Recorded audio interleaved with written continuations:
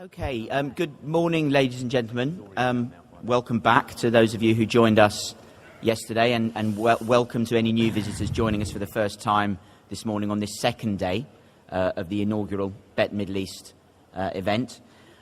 We witnessed a number of really lively discussions here in the discussion zone yesterday, and I was really encouraged by the confidence with which people sitting in the audience chipped in with sometimes some quite difficult questions and some insightful comments.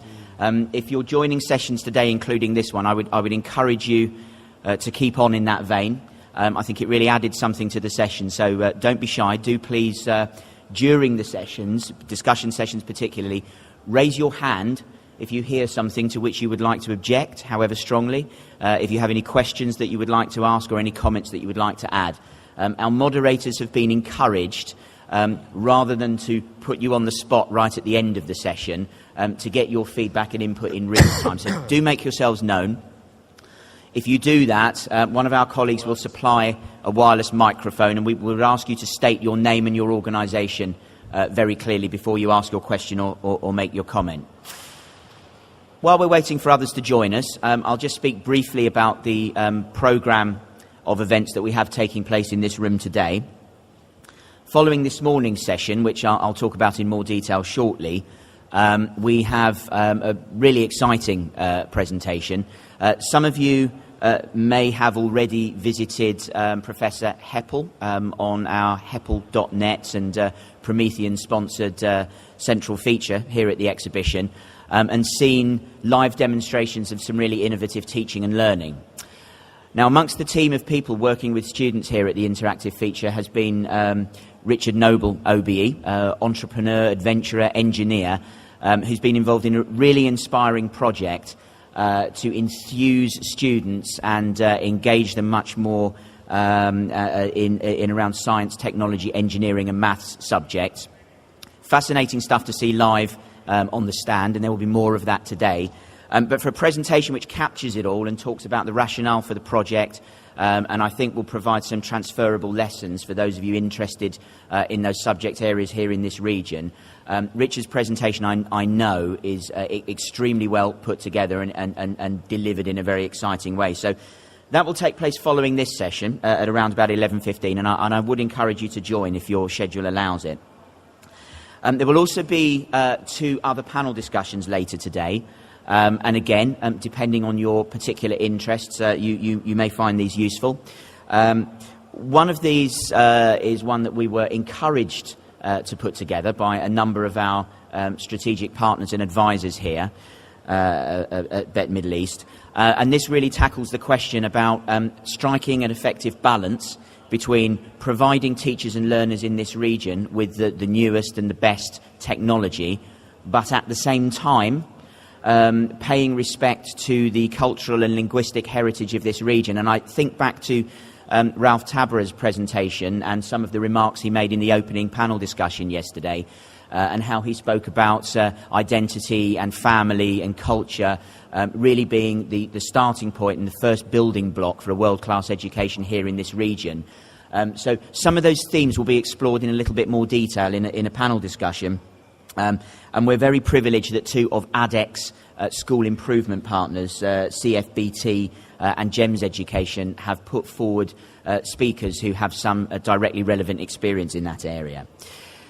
The day will conclude with another panel discussion, which will certainly be of value for those of you working with or otherwise involved with learners with special educational needs, and there are some really innovative speakers and presenters there, and I think that will be very valuable for you if your work includes that area.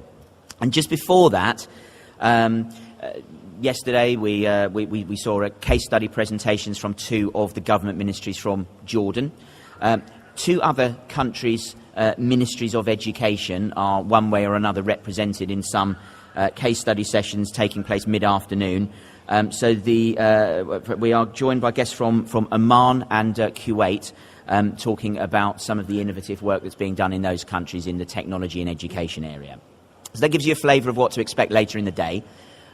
Right now, we will be enjoying a panel discussion which really looks at cutting-edge technologies for world-class education. I know we were attempting yesterday to define what we meant by world-class education. We will be bearing down a bit more specifically on the technology piece in the panel discussion that follows. That session will be moderated by a great friend of us as organisers and Bett as a series of events, Chris Poole, who joins us from the UK, and I know will be very well equipped to lead a lively session and stimulate questions from you all. Chris will say a little bit more about his work, and he will introduce the panellists in turn when that gets underway.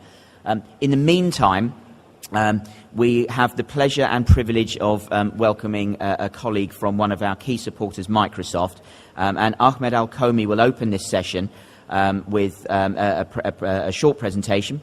Ahmed is Regional Director for Middle East and North Africa in Public-Private Alliances for Microsoft. His presentation, I think, will have direct bearing on the discussion that follows, and I know that you will welcome him to the podium in the usual way. Ahmed.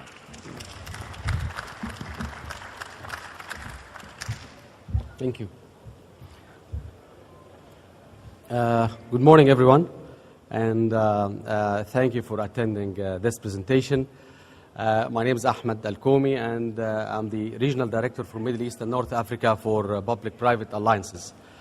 My main job is to focus on an initiative from Microsoft called Shape the Future.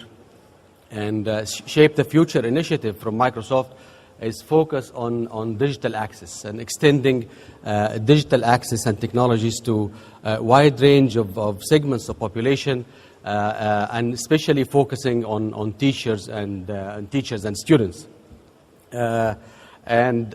Before we start, I would like to establish a common ground for the discussion. I think we all agree is the world is changing, and the economy also has changed.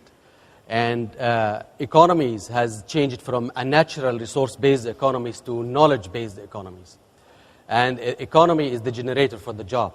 And if jobs are changing and the economy is changing, we need different skills to cater for these jobs. And if we need different skills, this is definitely means different learning. So we are coming to an era of different teaching and learning methodologies in order to cater for the changing economies and for the new jobs that are emerging currently. Usually when employers they are hiring someone, they are not asking for an employee who knows physics or chemistry or anything of this sort, but they are asking for some specific skills that to be available in these employees. So the learning process has to enforce these skills. Usually employers are asking for employees who are having ICT skills, project management skills, teamwork skills, work ethics skills, and employees who can work together and who can have critical thinking and problem-solving skills. And that's why also the way the learning is introduced has to change. And now there is almost 2 billion people connecting to the internet. And one of the mandates of Shape the Future initiative of Microsoft is to think how to connect the next 1 billion to the internet. And of course, teachers and students are our main focus on this. I think if we think who is now the highest population in the world, the countries who are having the highest population, I think everyone knows it's China, and then the second one it's India. And then usually we think of the third one is the United States.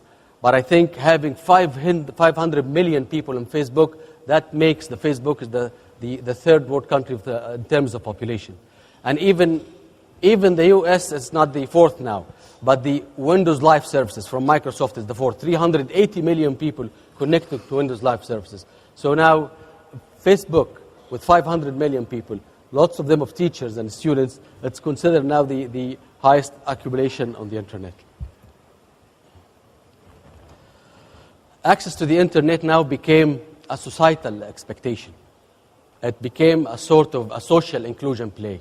It is part of so many policies in so many countries around the world as a social inclusion play, because through internet we can have communication, access to information, teaching and learning, collaboration, buying things. But how are we doing here in the Middle East and North Africa?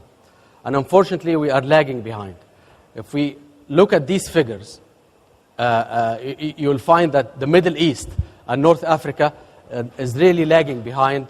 And if we think that the internet and the digital access is extremely important when we talk about teaching and learning, then together we need to do something about that. And that's why in Microsoft we thought of introducing Shape the Future in order to boost the digital access and enabling teachers and students to access technology through this initiative.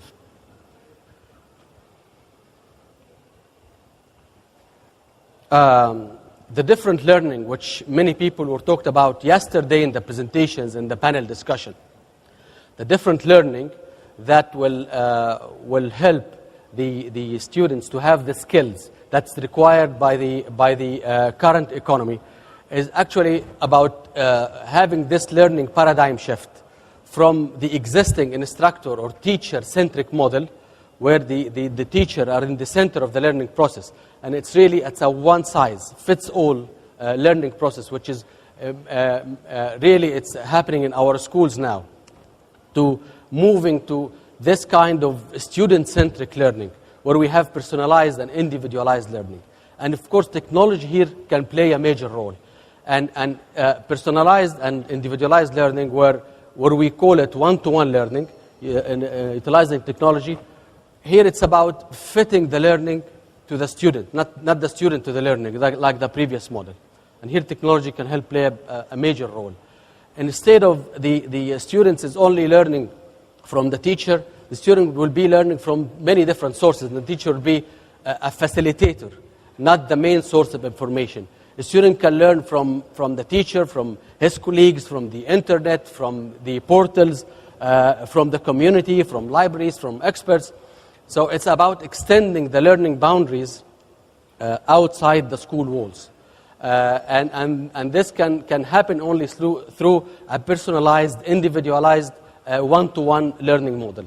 And one-to-one learning is a term that's used a lot these days. And part of the one-to-one concept is having the ratio between students and teachers, and the PCs is 1-to-1. So each teacher, a student, has to have his own device. And of course, as we will see after that, it's not only about devices and it's not only about technologies, but it's a lot of things behind that. And the more we utilize technology, as we see here, the more we can gain out of the learning process. If we move for example, the ratio, connectivity and the ratio of devices to students, we can move from group collaboration to project-based learning to student-centered learning, which really the aim of many education systems here. So the more we utilize technology, the more we can enable this model. It's not still the answer, but it's a great enabler to reach the student-centered model, where we have the personalized and individualized learning experience. Also, let me through some of the latest 2010 OECD report. OECD is the Organization for Economic Cooperation and Development. I will not go through all the findings, but some of the findings here, which is really interesting, that the frequency of use at schools falls short of home use. And one of the findings also that there is a stronger correlation between educational performance and use of ICT home at schools. And this correlation or these results is based on the PISA scores. It's not based on any other study, but it's based on the PISA score, which so many people depend on that. So there is so many. The report is very interesting, and there is so many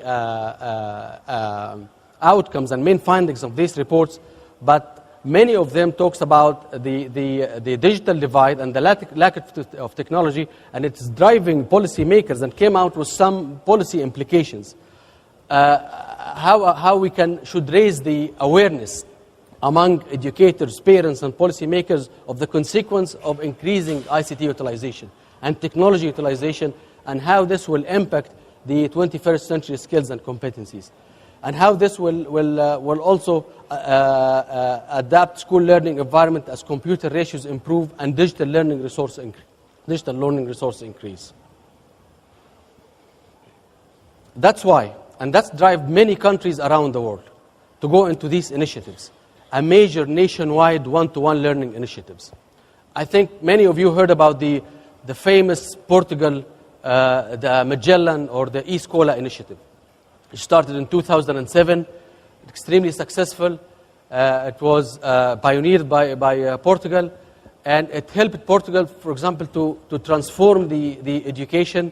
And from 2007 to 2010, created a huge e-learning environment, trained a lot of teachers, changed the curriculum, and it could disseminate 1.3 million laptops to teachers and students in Portugal. And Portugal is a country of 10 million population. Now each student and teacher in Portugal has his own laptop, and he can access information. And it transformed the whole society. Even in Argentina now, the 3 million laptop student. And again, it's not only about the laptop. This is probably the main part, which we can see. But there is a lot of things happening behind that. But the 3 million laptop in Argentina. What we heard yesterday about the Bett initiative in UK, the UK Home Access Initiative, which also 250,000 laptop for underprivileged UK students. In Australia, in New Zealand, a lot of one-to-one e-learning initiative happening now around the world. And in Shape the Future, what we try really to enable this initiative and extend it. And probably if we talk about the Middle East and North Africa, we can take the example of Kuwait. Kuwait is going one-to-one for the whole secondary school students and teachers, probably in the beginning of the new year. And Oman, of course, if somebody here from Oman, I don't know, Oman is moving also into this direction. Egypt and Tunisia started also to move in this direction. So many countries are moving into the personalized and individualized learning technology, learning experience utilizing technology.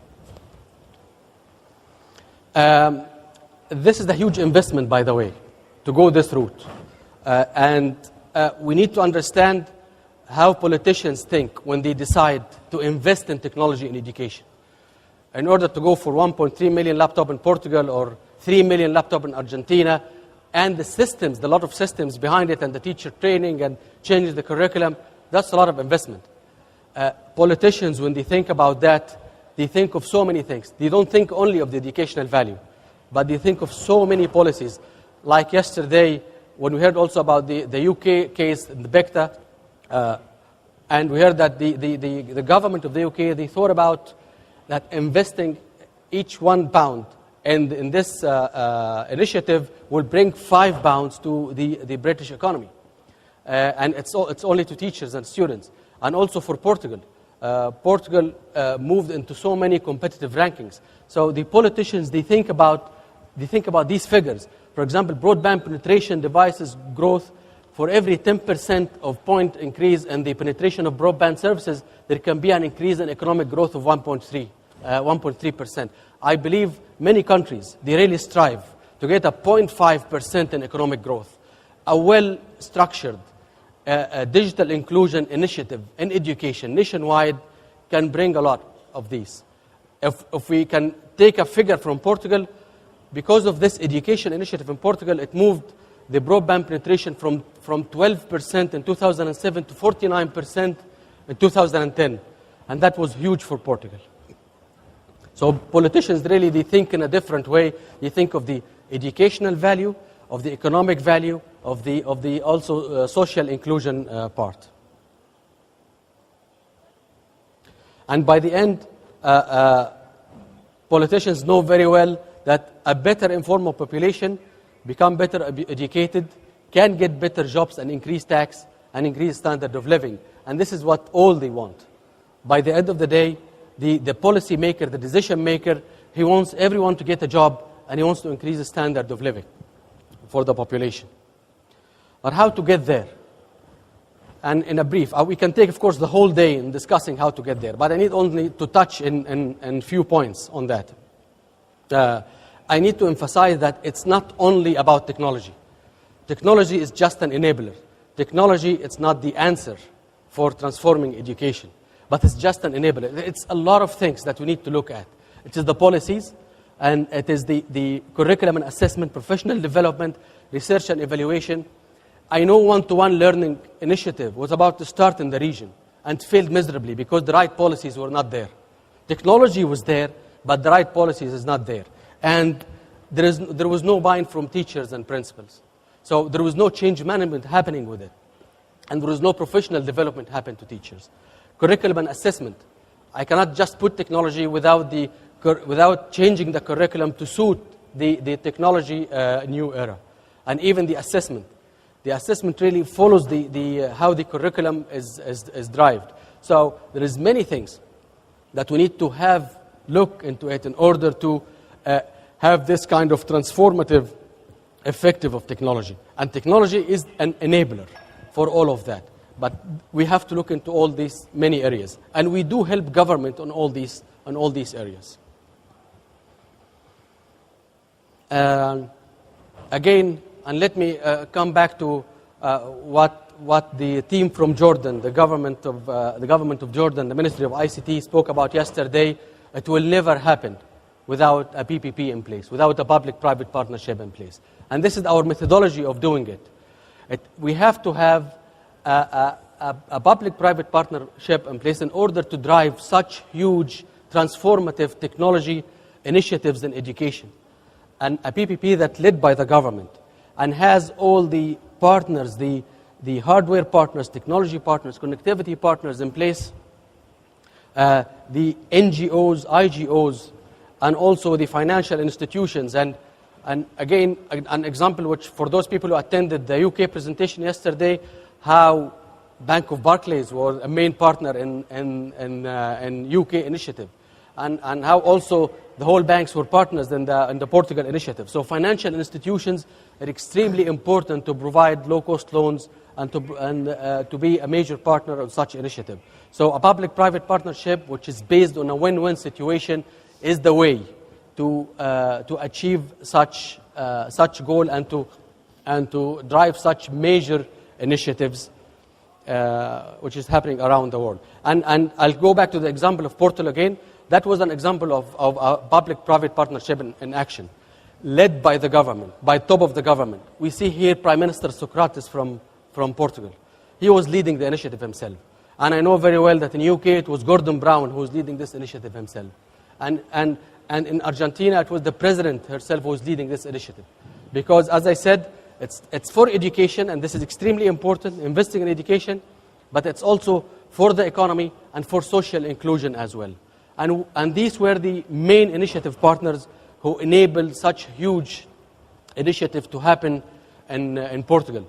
And if anyone happens to go in Portugal, please visit the schools, and you will see how this initiative was extremely important in Portugal. And such public-private partnership, I think they have to look into three major things.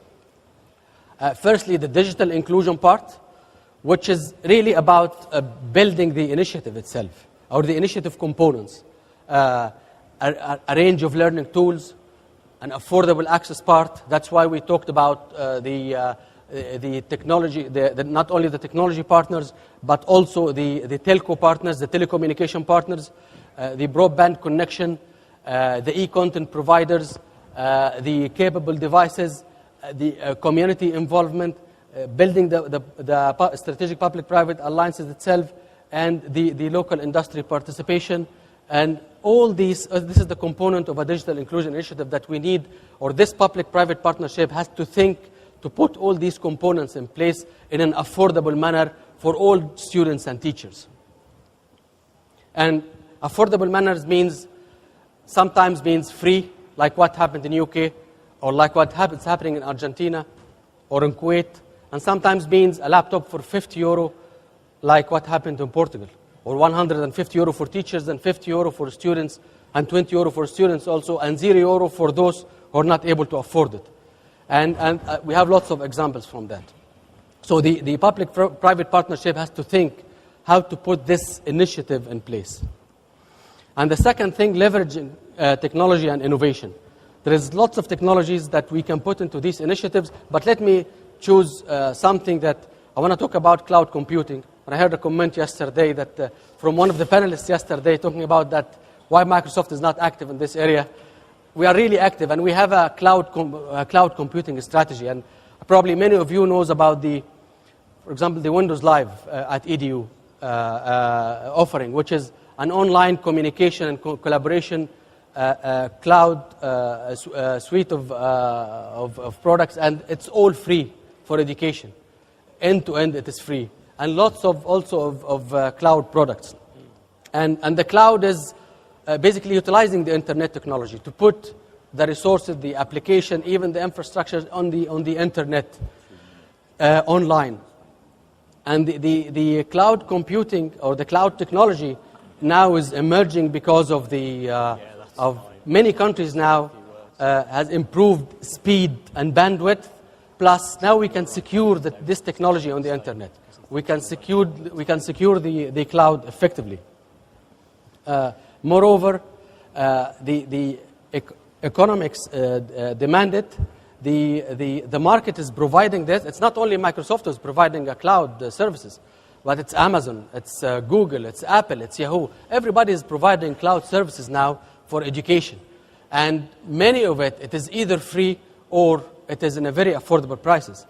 Plus also the consumer technology, which is enabling the cloud technology. So by the end, the cloud technology for education, it is easy to use. It can reduce the cost. You can scale whenever you want. You can even tailor it to many different audiences. It will depend on its teachers, the students, institutions, and it's available when you need it. You can just switch it on and switch it off. And one more thing also that it's extremely important, and it's a make it or break it for many initiatives, digital inclusion initiative, and even using the cutting edge technology for education that we need to look at. It is we need to design this initiative in a way that it suits the student lifestyle, because the students now are different. Students now are different than students before, and we need to design the solutions that now the student is connecting to the internet, using the text messages, listening to the music. So we need to create this kind of a technology environment that it suits them, and we need also to put in mind that we need to embrace the change and what we call the trauma of a change. I believe here these are some of the comments that I could pick up for teachers and students. I believe in the year of 907, students today, that was a National Association of Teachers. Students today depend too much upon ink. That was a major thing. Now, in 1950, ballpoint pens will be the ruin for education. That was a major worry in 1950. And 1985, handheld calculators. So, and I want to here mention one story about how students are changing. I was attending an event last year, and the presenter was talking about that he brought a gift to his son. It was a watch, and his teenager son. And he noticed that his son is not using the watch. And then, and when he asked him why, and the answer was really shocking. His teenage son, he told him that he doesn't see the point of wearing a single task device. He thought that the watch is a dumb single task device. I'm wearing a watch and I cannot really go away without the watch. But a student thinks that using a mobile phone is enough to communicate to listen to music, to even check the time, and he didn't see the point of wearing the watch. So we need to understand really that students are changing, and we need to build the technology environment that it suits them. And the last thing I would like to talk about is improving education and what the technology can bring to education. So 3 things. Building the digital inclusion solution itself with all the components, utilizing the technology, and the last thing is utilizing technology in improving education. By the end of the session, all what I want to say is our vision and shape the future extremely simple. It is connect all teachers, students, any teacher, any student, any children to knowledge. This is our main concern. And thank you for your time. Thank you. Thank you, Ahmed. Thank you. Right, welcome to the discussion. Thanks very much for those remarks, Ahmed. Let's try and build on that. My job, along with yours, is to actually provoke a little bit of debate up here. My task is not to allow these guys to agree too much with each other, so I'd like you to help me with that. Too often in these sorts of discussions, I find people agree with each other violently, and it becomes a little less interesting. So help me along with that particular task. By way of a very brief background, so you know where I'm coming from on this, I used to be a deputy head teacher in a comprehensive school in England. In the 1990s, I did some work with Bill Gates and Microsoft about the future of the internet and education. I joined Microsoft. I worked for Microsoft for about 11 years. And last year I left Microsoft to set up my own company to actually bring, I suppose, cutting-edge technologies, the sorts of tools that are used in other parts of our lives, into education. So if you're interested in that, look at lookred.com and you'll see what I think is some fairly interesting examples of what we've built and what we've now deployed in some real schools across some local authorities, and the discussions that we're having with people like the US Department of Education and so on. Enough of that. What I'm going to do straight away is ask my colleagues on the panel here to just introduce ever so briefly who they are and what they do, and a 2-minute position statement, if that's all right, around that particular topic that we're looking at, cutting-edge technologies for world-class education. And if we're really lucky, they'll talk a little less about technology and quite a lot about learning. So without any further ado, let me hand over to Andrew to start us off. Thank you. My name's Andrew Griffiths. I work with CFBT in Abu Dhabi as a partnership IT teacher supporting the local schools.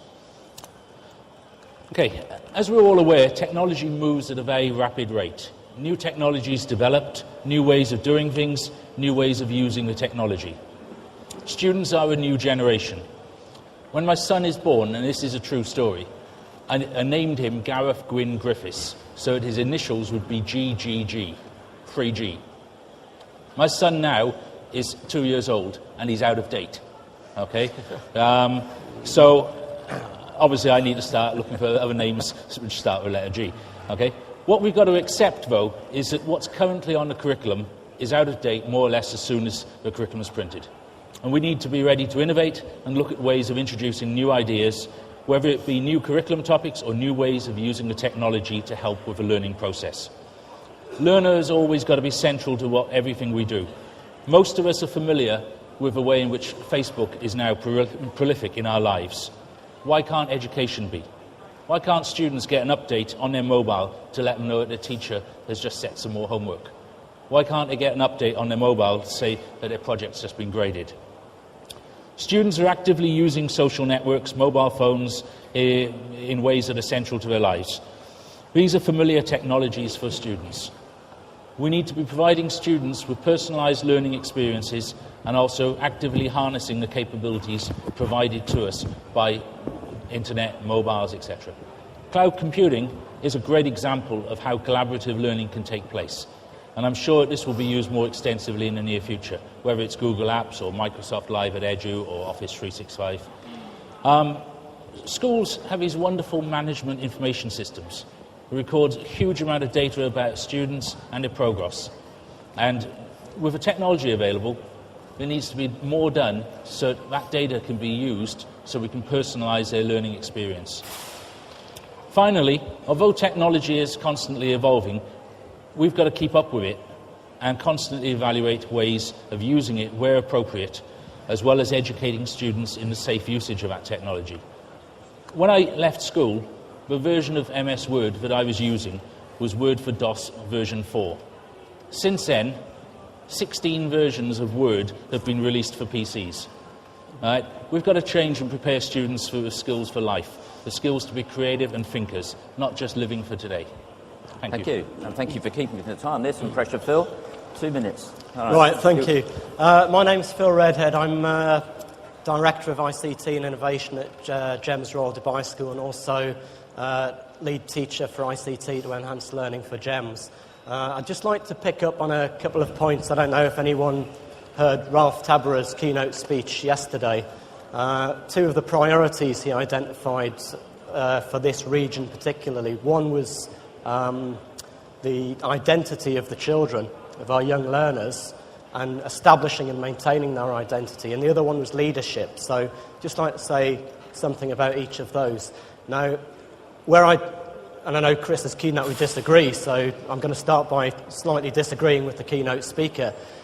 I agree that it's really important for our young learners to establish their identities, but what's really key for our children here in this region is to know how they fit in the rest of the world.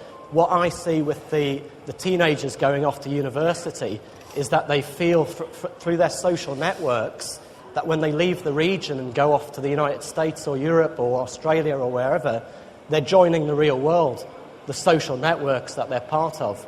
So this idea of social networking is so important. Now, the default position of adults seems to be keep them away from it. And it's the old cliched swimming pool analogy. Don't throw your children in because they might drown. Keep them away from the swimming pool. Of course, that doesn't work. What we need to do is teach them how to swim. Now, if that responsibility for teaching the children how to use social networks safely and appropriately falls to schools, where I do agree with Ralph yesterday was we really need to involve the parents as well. Now, what I'd like to see is adults, and that's teachers and parents, modelling the use of social networks. So getting more involved themselves, using Twitter, using Facebook, the third biggest country in the world, as Ahmed said, to model this for the students, because at the moment it's something that parents and teachers, a lot of teachers as well, think that this is what the children do, but it's not for them. Now, when I hear parents and teachers saying, Twitter, that's not for me, what I'm hearing is, my children's learning, that's not for me. Now, that's scary.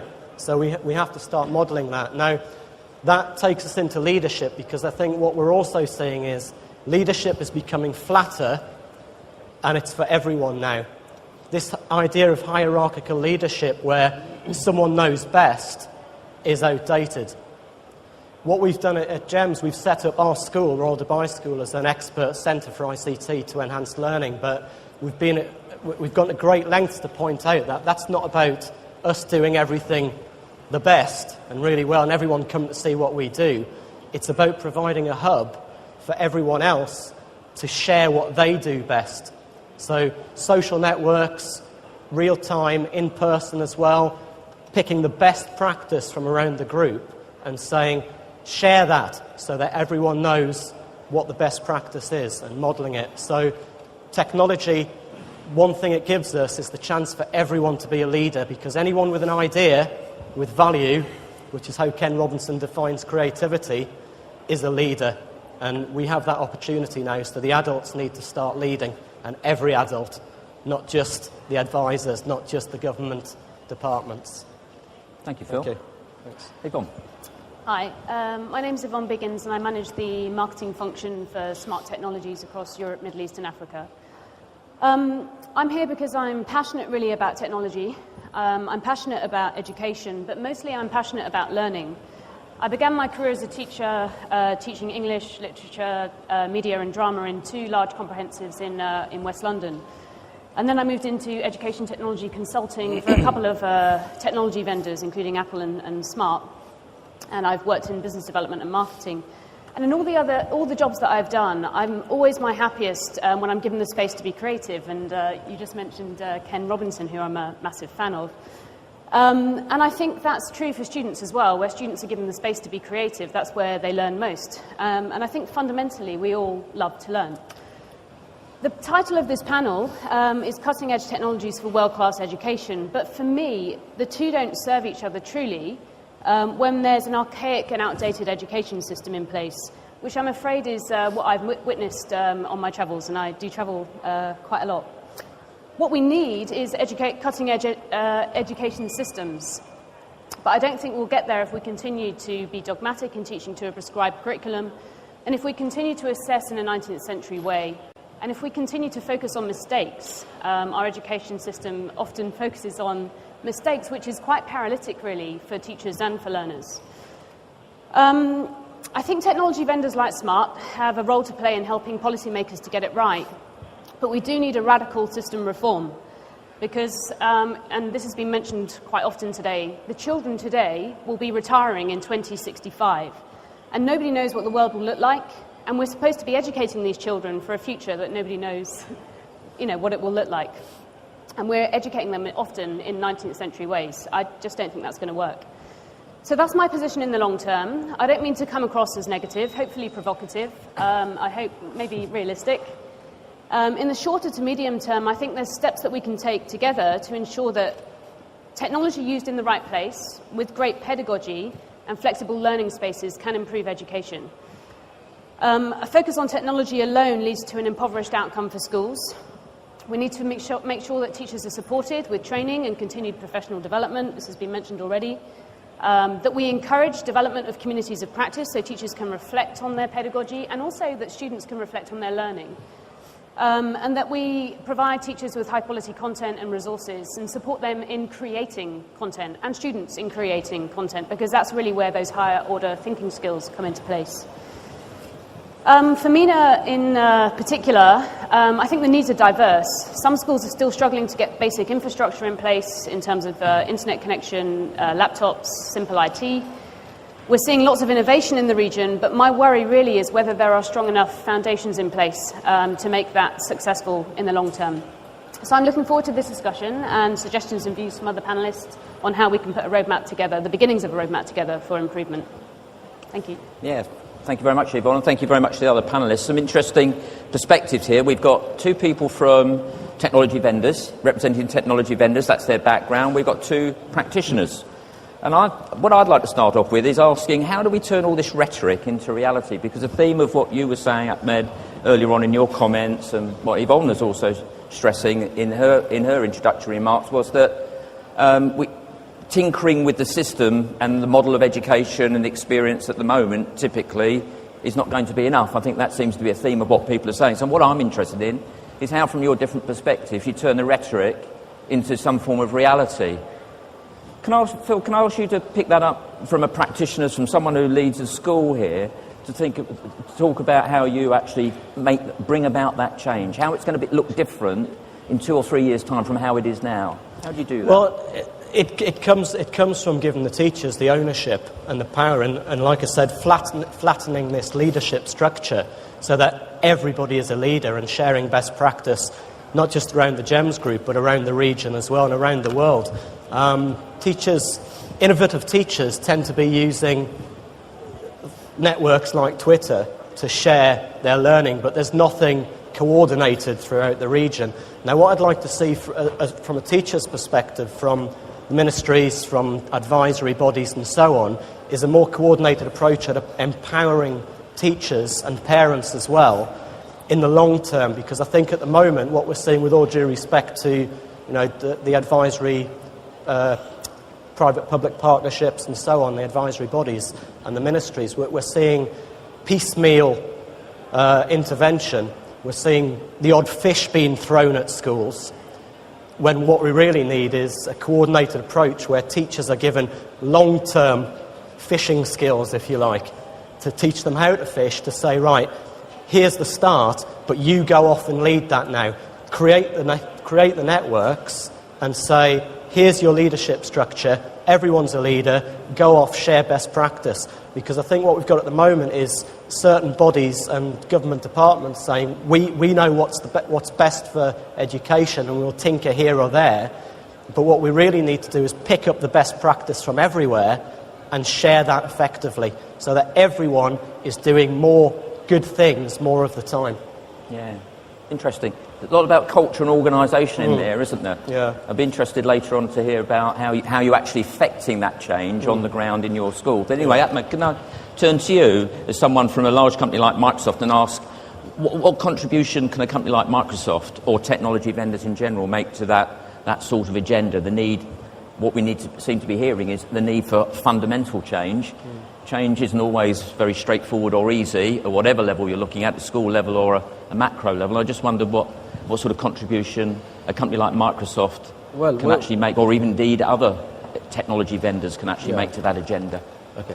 We really look at education as that virtuous cycle which I was putting in the presentation, that the transformation process requires more than technology. And we understand it requires the change in the policies and the curriculum, the assessment, the research, evaluation, and the change management. And what we try to create programs that will fit into all these parts, that will help governments to decide about going into all these areas of education, not only technology. And we understand that technology is enabler for all of that. And we design these programs to be, it is what we say, it is a global in the theme, but it's local in implementation. It has to fit the local needs. We have this program which is Partners in Learning. I think we had the time to discuss it yesterday. And it helps government to go through all these steps of helping them through the right policies, the right teacher development, the curriculum assessment. And apart from that, our role in technology, which the area which we can play very well. So we help, of course, all the institutions and the governments to put the right technology in place that will help transform the education process. So both in programs and also in technology. I'll turn to Andrew, and your thoughts on that particular matter of change and what it takes to effect change that we seem to be reflecting on here. In the schools where we're working in, we're working with curriculum that comes from an outside organisation, but what we're doing is focusing a lot on providing the teachers with the skills that they need so they can go forward and actually teach effectively in a new way to the students. CPD is central to it. Unless the teachers actually understand how to use the technology and are comfortable and confident with it, it will not happen. Well, like any good debate, it doesn't come to a natural conclusion, and I'm sure if any of you want to pick up some of these points later on with the panellists, if they're around in time, I'm certainly quite willing to be involved in any discussion offline if anyone wants to. Can I thank, first of all, the panellists for being involved and being very open about their thoughts and being prepared to get engaged in a debate with you. And can I thank you in the audience for your questions and your thoughts and your comments that have helped stimulate that debate. Thank you very much indeed, and enjoy the rest of the day. Bye.